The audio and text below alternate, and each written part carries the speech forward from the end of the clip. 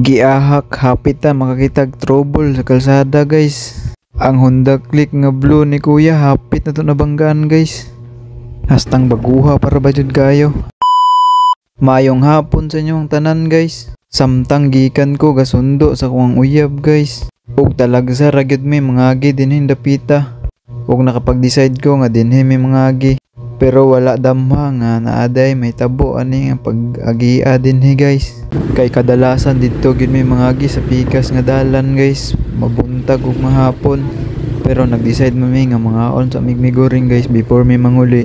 Maong diri mi nakapag-decide nga mga agi guys. Pero suddenly naagyo na hitabo guys nga usually gyud natong ma-encounter pag mag-drive tag motor guys or kotse guys no.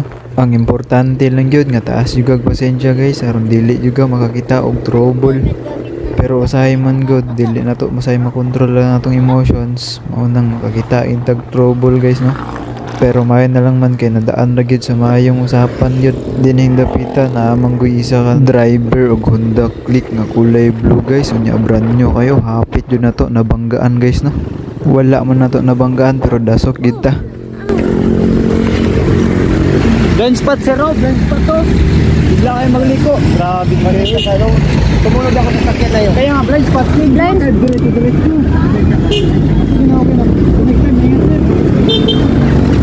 Maayon na lang kay na-manage na to dayon ang ato ang brake ug ang pagminor guys no.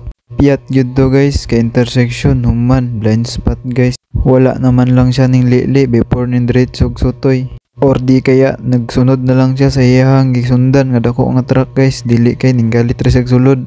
Ug hapit jud nato siya nabanggaan gamay na lang gyud. Instant dasok gyud nga ato ang uyab nga naa sa likod guys nag-angkas guys no. Ug first time dato niya na encounter nga ato nga mga case guys no. Nangurog-kurog gid siya guys. Pero syempre kay driver ta always na nato tong ma-encounter sa kalsada. Kay dili gyud pare-pareho ang mga driver no. Bisin ako gani padusahay masipiat jud ko pero kinahanglan lang gyud nga taas jud pasensya. Og masipyat ka dawata kay dili beta perfecto na unsa. Bilang usa ka driver dili na gyud na baguhan para sa tuwa guys no. Maong pag mag-drive ta ang mata na agid sa kalsada guys no dili kay bisin asa ra nato ginatanaw tong mata kay ngato nga mga kay sigurado kung wala imong mata sa kalsada wala na bangga jud ka. Maayo na lang kay dili ra jud kay kusog nga tuwang pagdagan hinay-hinay ra nakaya ra sa tuwang brake pero pag kusog to dili na jud to makaya.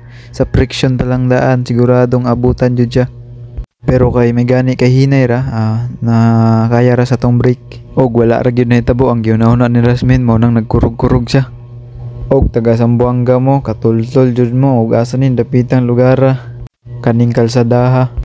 Ug hilabihan na kung member mo sa mga laagan siguradong di jud ni mawala sa inyong bucket list. Kay dali ra kay laagan ni. Og bisin dili gani ka mulaag kay dinhi gyud mangagi ang mga jeep nga inyong masakyan. Nindot ang mga view pag ingon ani mga orasa guys no pag mag sunset na. Dito na nato tapuson ang ato ang istorya. Sa sunod na pod. Bye bye.